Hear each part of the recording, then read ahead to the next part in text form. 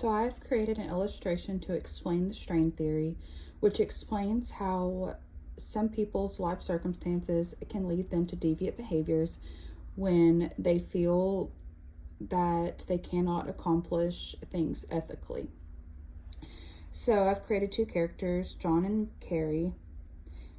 Starting in high school, John fails due to a lack of proper education and a stressful home life. He has to drop out to support his family, and he keeps getting in trouble for fighting because he feels like he didn't fit in, and he was surrounded by violence at home.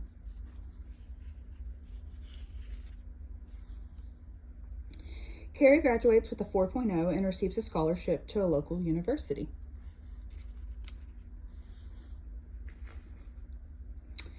John gets a job making fast food with $11 an hour, which is minimum wage, and his career choices are limited due to his lack of education. He starts dealing drugs to make extra money. So we'll move him up a little bit since he got a job. Carrie gets a college degree and is debt-free.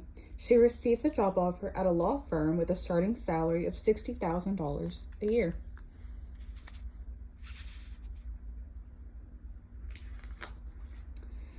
John gets caught dealing drugs and goes to prison. Finding a job will be even harder with the felony. It's back at the bottom. Carrie gets married to someone with an education, and this added $80,000 to their yearly household income.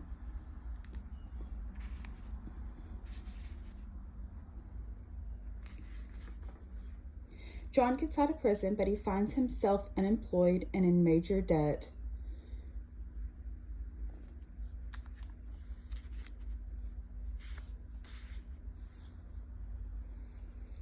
Carrie built enough credit to qualify for a homeowner loan, and she purchased her first home at 25 for $250,000.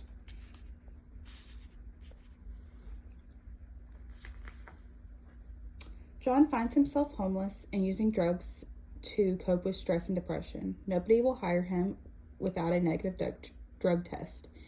He began stealing to try to survive.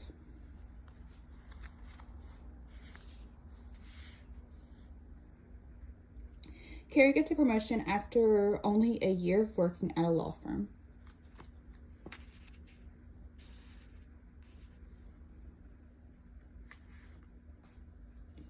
John gets help from a drug rehabilitation program, and they send him to trade school to get a fresh start. So he moved up a bit. He's going to trade school. That's good. Carrie is able to start a family without any financial stress.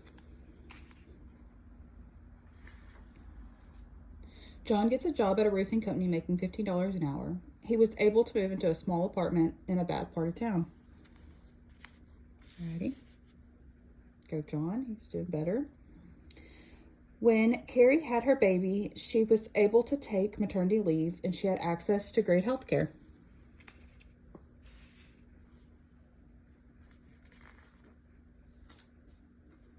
John gets hurt on the job and does not have health insurance. He went into debt with medical bills and was not able to work. Now he's back at the bottom.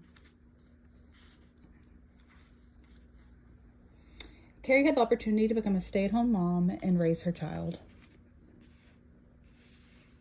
making it to the top. So to explain strain theory a little better, society puts pressure on people to meet a certain level of expectations. Some people have it tougher than others, finding it nearly impossible to meet their expectations. It creates a disconnect between cultural goals and the available means to achieve them. This can lead to the frustration and desperation that drives someone to deviance.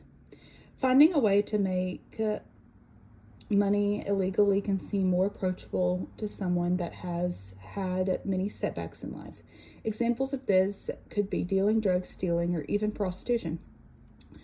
The strengths of the strain theory is it provides a framework to better understand why crime happens in different societies and social groups. helping to identify potential sources of strain within a community. It demonstrates both compliant and deviant people in the same goals, but it uses different means to achieve them. A weakness of the strain theory is it primarily focuses on the lower class and insinuates that people with less resources are more likely to commit crimes. It neglects to discuss the reasoning behind crimes of all social classes. It fails to discuss topics such as white-collar crimes, and the theory focuses on crimes that lead to financial gain, but it lacks the reasoning behind violent crimes. It is hard to define strain theory because two people could experience the same setbacks, but find each would have a different reaction. While one may work hard to overcome it, the other could turn to commit crimes. Families who have experienced more strain than others are often more likely to have violence in their home. The stress and frustration of lacking resources can lead to lashing out on their children or a spouse. Violent behavior can be seen as a coping mechanism for negative feelings, such as anger or depression, when a person's needs are not met.